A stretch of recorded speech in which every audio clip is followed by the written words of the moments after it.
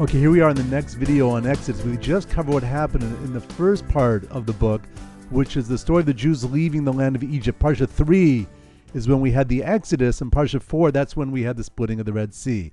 Parshas 5 and 6 are now going to cover the next major event, which is the giving of the Torah, the events that happened at Mount Sinai, and most famously, the giving of the Ten Commandments to the Jewish people right there with the event of what's called national revelation. Now, it's interesting to note that the plans changed in terms of what was supposed to happen at Mount Sinai. Originally, the plan was that God told Moses that he was going to have the nation hear God speak to Moses in a cloud, and that was the way to prove that Moses is a true prophet. Because obviously the issue for any people is, how do we know the person representing God is truly representing God? The only way to overcome any doubt in the Jewish people's minds forever is to have an event that we could actually see the prophecy happen right there in front of us. And that's what the plan was. We were going to hear God speak to Moses in a cloud to prove that he was a prophet.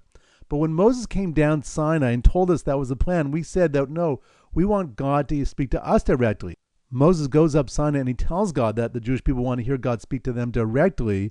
So God says, okay, and he changes the plan. And now the plan is he's going to speak to them directly. They're to prepare for 3 days, and then he's going to have what's called national revelation.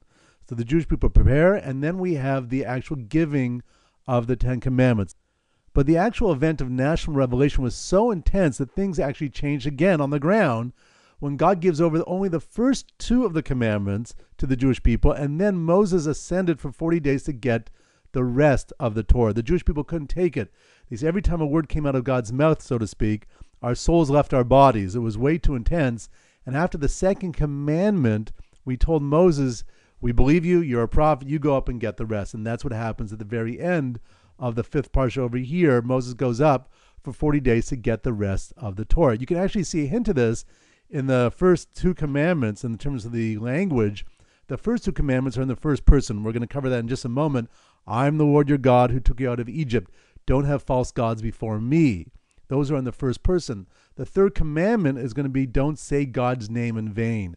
And that's because Moses is going to be giving over the rest of the 10 commandments to the Jewish people because we couldn't take it anymore. So that's what happened at Sinai. Now let's go through the 10 commandments and get clear on what they are and how they're organized. So the 10 commandments are the following. They're divided into 2 categories. The first 5 are man to God related. They are to know that there's a God, to understand, intellectually believe, and to relate in your life to the presence of God. 2, don't believe in any other power. Number 3, don't say God's name in vain. 4, keep the Sabbath day. And number 5, honor your father and mother. It's just interesting to note that the father and mother commandment, which you'd think be man-to-man related, is really man-to-God related, because Jewish understanding is that we really have 3 parents, so to speak. We have our father and our mother, and of course the Almighty, who enabled them to have children. He's part of the union. So therefore, that's related. How we relate to our parents is very much tied up to our relationship with God. The next 5 are man-to-man related. They are, don't murder, don't commit adultery, and don't kidnap. Now, you might have seen don't steal, but the stealing here is referring to stealing a child or stealing a person. The next one is don't bear false testimony. And number 10 is don't covet someone else's possessions. So the first 5 are man-to-God related. The next 5 are man-to-man related.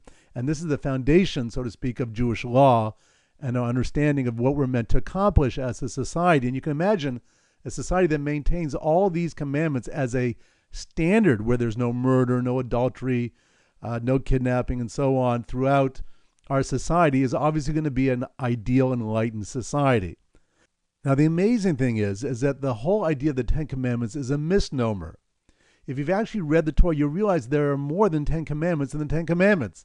And really the translation for what the commandments really are is really declarations. In Hebrew, it's called the Aseret HaDibrot, the 10 declarations. And there are actually more than 10 commandments there. There are actually a grand total of 14 commandments. So I want to go through what the actual commandments are in these 10 declarations.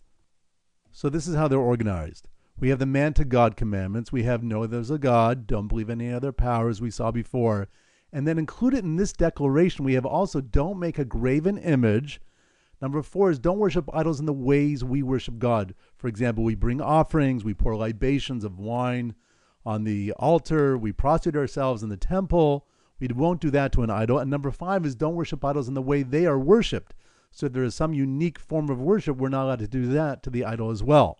Number 6 is don't say God's name in vain, as we saw. Number 7, keep the Sabbath day. But included in this declaration, we also have the mitzvah of don't do any work on the Sabbath. Number 9 is honor your father and mother. So we actually have 9 commandments which are under the man to God category. Then we have man to man commandments, which are don't murder, don't commit adultery, don't kidnap, don't bear false testimony, and don't covet. So that's how they are organized. Truly, we have 14 different commandments under the 10 declarations. Again, commandments 2, 3, and 4 are part of the second declaration of the 10 declarations. And then again, in terms of the Sabbath, keep the Sabbath day, don't do any work. That's under the same declaration. That's the 4th declaration, as you saw. So I want to point that out because a lot of people read through the Torah at this point and they get confused between 10 commandments and seemingly like there's a lot more directives included in this section. Now, I mentioned Parsha 6 also as part of the giving of the Torah. And there the focus is on societal laws. Laws that deal primarily with property in terms of damages, theft, guardianships, lending to money to a fellow Jew, not taking interest, in terms of how we decide decisions in a court of law. And it's interesting that the opening of this parsha, Moses is commanded to give over the laws so the Jewish people truly understand them. It's very important that if we're going to build a morally enlightened society, the nation can't have a relationship to the law at arm's length, only deal with things when they come up or there's problems. But the nation has to really understand what God is trying to give over, the wisdom or the truth behind these laws as we're about to establish this morally enlightened society.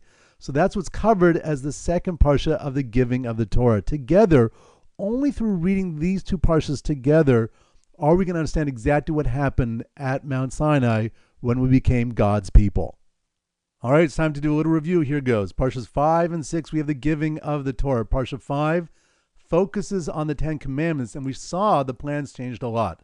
The original plan was the nation was going to hear God speak to Moses in a cloud, and that way he'd be established truly as a prophet. We would have no doubts. But when we heard that was the plan, we said we want God to speak to us directly. So the plan changes, and God says he's going to speak to us directly. But the actual event was so intense that actually God only gave over the first 2 commandments, and then Moses ascended for 40 days to get the rest of the Torah. In terms of the 10 commandments, we've learned now there really are 10 declarations, but let's cover the 10 major ones, which we are most familiar with. But let's cover the 10 major ones that we're most familiar with. The man to God ones are, know there's a God, don't believe in any other power, don't say God's name in vain, keep the Sabbath day, and honor your father and mother, which are included in the man to God category. And then man to man commandments are, don't murder, don't commit adultery, don't kidnap, don't bear false testimony, and don't covet. Parsha 6 are societal laws dealing primarily with property rights, damages, and so on. And then we're meant to understand those very, very well so that we have a deep relationship to the law as we are the people who are going to carry the law forward throughout history.